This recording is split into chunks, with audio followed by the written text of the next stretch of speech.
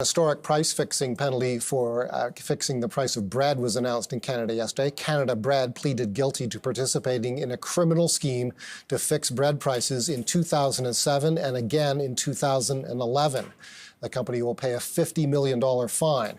And Canada's Competition Bureau says its investigation into price fixing in the country's bread market is not over yet, suggesting more penalties may lie ahead. We're now joined by Matthew Boswell. He's Canada's Competition Commissioner. Commissioner Boswell, thank you very much for joining us. The story getting a lot of attention across the country today. Summarize for us briefly what Canada Bread has pleaded guilty to. Yes, well, they pleaded guilty to 4 counts of criminal price fixing, 2 in 2007, 2 in 2011. Of those 4 counts, those 4 agreements, 2 were actually implemented by Canada Bread and Weston Foods.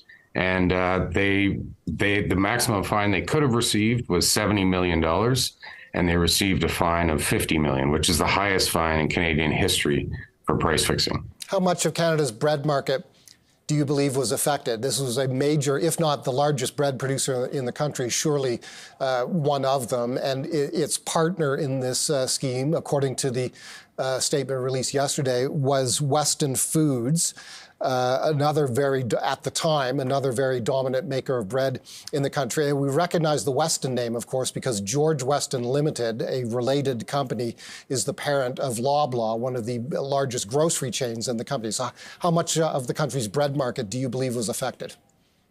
Well, at the time of these offenses, Canada Bread and Weston were Canada's, by far and away, 2 largest fresh commercial bread suppliers, coast to coast to coast.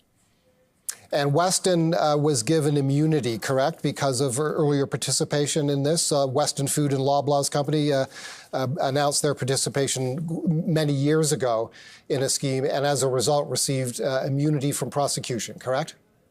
Yeah, that's correct. That's under a program that we have at the Competition Bureau, and programs are similar all over the world that provide the first party to self-confess a conspiracy and to agree to cooperate with the law enforcement officials can obtain immunity from prosecution, provided they cooperate at the outset and continue to cooperate throughout the investigation and prosecutions, if prosecutions follow. Was it that self-declaration by Weston Food and Loblaw companies that made the Competition Bureau aware of this price-fixing activity in the first place? How did the Competition Bureau learn of this years ago?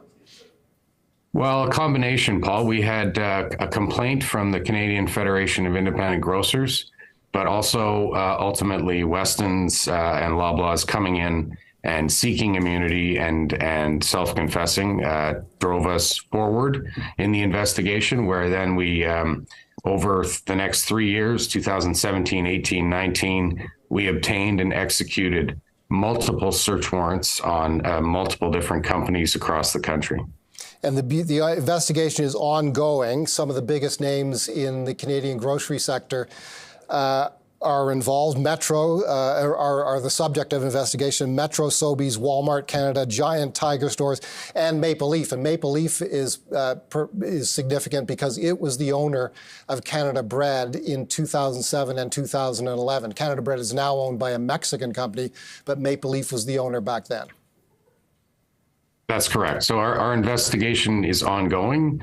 Canada Bread's guilty plea resolves the wholesale price fixing side of the case, and we have an ongoing investigation into retail price fixing between the companies you just listed. There's no finding of wrongdoing at this point. As I say, we're going to continue investigating. We're back at it today, pushing forward with that investigation. Yesterday's guilty plea, important milestone in the case, in the investigation, but we have more work to do. Do you have any timeline on the remainder of the investigation? It's taken a long time to get to this stage.